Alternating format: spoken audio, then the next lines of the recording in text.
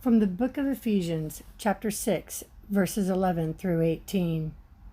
Put on all of God's armor so that you will be able to stand firm against all strategies of the devil. For we are not fighting against flesh and blood enemies, but against evil rulers and authorities of the unseen world, against mighty powers in this dark world, and against evil spirits in the heavenly places. Therefore, put on every piece of God's armor so you will be able to resist the enemy in the time of evil. Then, after the battle, you will still be standing firm.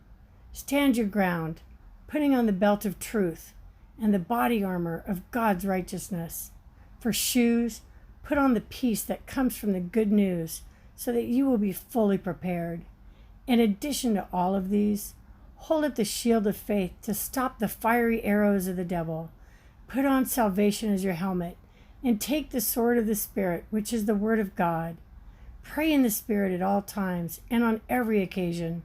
Stay alert and be persistent in your prayers for all believers everywhere.